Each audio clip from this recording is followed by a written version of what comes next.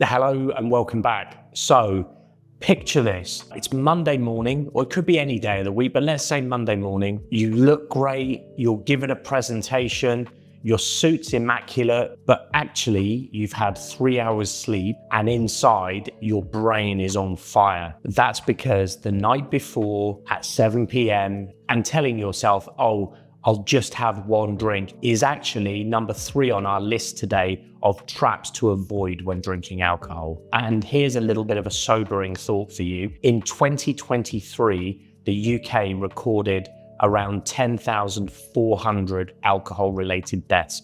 That is the most in recorded history.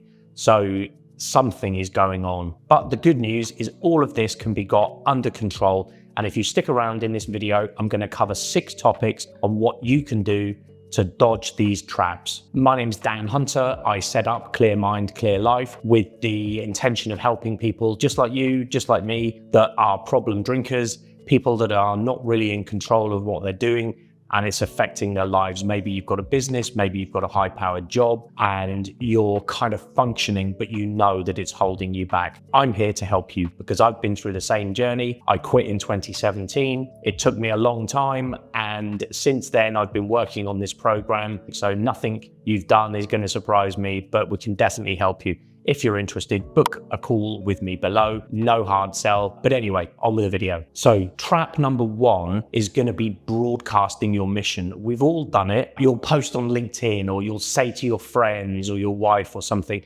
that's it. I'm not drinking, I'm done. And in the moment, you believe it and you actually intend to stick to it. But once you've said it, something sort of creeps into your mind where it becomes this kind of final thing and you really need to deal with it properly. So you can't just be saying to people, oh, I'm going to quit drinking and expect that that's going to have that magic effect. Also, a lot of people, myself included, they kind of have this inner rebel. And it's something I've seen with a lot of problem drinkers. It's strange, like we're not very good at rule following, which is probably why we ended up doing quite well in careers and running our own businesses and things. Number 2 is going to be losing your why. So let's say that you've managed to get a couple of weeks sober.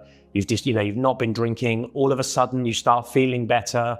Again, we've all been there. You lose track of why you stopped in the first place, that you have these positive memories and this positive association around drinking, whether it's relaxing, whether it's fun, whether it's, you can smoke or I don't know. There's going to be a whole host of associations that you have with alcohol, and most of them are kind of positive associations. So this kind of trap is having these positive associations with alcohol, and you really need to focus on your why, because as soon as you start having these positive associations, it's very tough to quit, which is what we do in the program, is we kind of unprogram all of this positive association you have, but that's beyond the scope of this video. Number 3 is believing in just one. Now, I would imagine that you are very similar to me, as I've worked with lots and lots of people, and the problem is you think that you can have just one. There's no such thing as just one. Do you know what I mean? It's like, there's no way that one drink is going to satisfy you. Like, who drinks one drink? A crazy person, right? You drink to get drunk. You have one, then another, then another, then another. It is your brain tricking you into saying, let's drink. You don't want to have one beer. You want to get drunk. Be honest.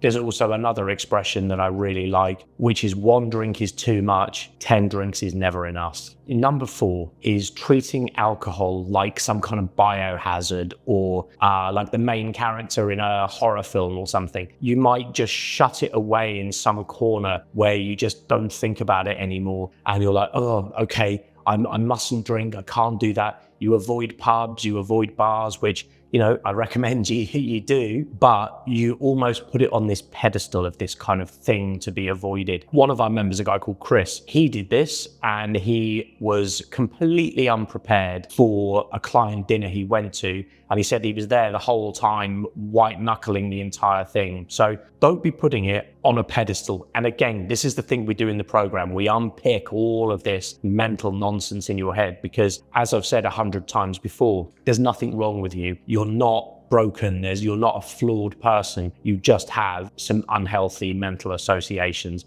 and some unhealthy kind of opinions around alcohol, which will help you with. And number 5, so this one is actually quite insidious and is one that you really need to be aware of. And this is expecting your life to instantly get better. A little bit of honesty here is that sometimes things almost get worse before they get better. And what I mean by that is that you'll remove alcohol, but there's going to be a whole bunch of situations around your life that have been neglected, or you've been medicating with the alcohol to dull all of this. So once you remove the alcohol, you suddenly find all of these stressors can come at you at once, and you're not really prepared for how to deal with that because you've been dealing with it with alcohol. So a friend of, he's came in the program, he's a friend of mine now, a guy called Carlos. This was a big one for him where he stopped drinking and just expected everything to magically be better. And I think maybe I even thought that as well back in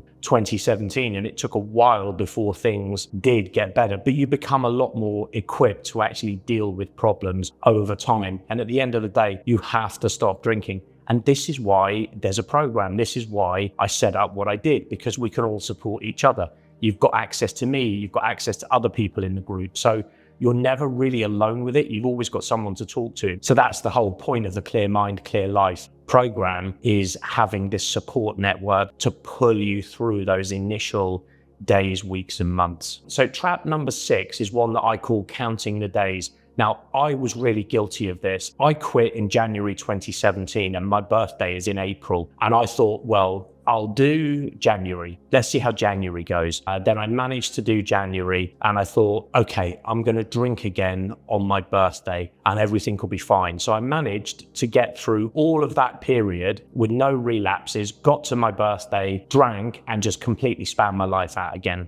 Being honest with you, I'm not perfect. So if you start counting days, which is, it's a good thing to do as a kind of a benchmark, and relapsing is not the end of the world. It doesn't have to, end everything, but don't start counting days and thinking, I can do this, then I can do that, because your brain wants to trick you into thinking that, stop drinking for 6 months and then we can just go back to normal drinking. Here's what will happen, okay? Do you know what? Yeah, you will go back to normal drinking for about a month and then you'll be straight back on that hamster wheel again.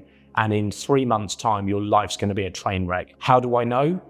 Because that's what I did. I know people that have done it. There are people that have done it in the program despite, our best efforts to help. You really need to be aware of this little insidious thing where your brain's going to try and play tricks on you and get you to drink. Okay, so a quick recap. You want to keep it quiet. Prove it to yourself first. Keep your reasons and your why close to you. Don't let the one drink lie rule you. Face alcohol on kind of neutral ground and to your timeline. Your life isn't gonna upgrade and improve instantly, and live by sort of day-to-day decisions rather than ticks on a calendar. So there we go, guys. That's 6 traps that you can avoid. Let me know in the comments below if you think I've missed any. And if you want to get your drinking under control, if any of this resonated with you, book a call with me below. There's no hard sell. We'll talk about what your situation is. If I can help you, I'm pretty sure that I can help you. And I'll talk you through how the program works and whether it's going to be useful to you.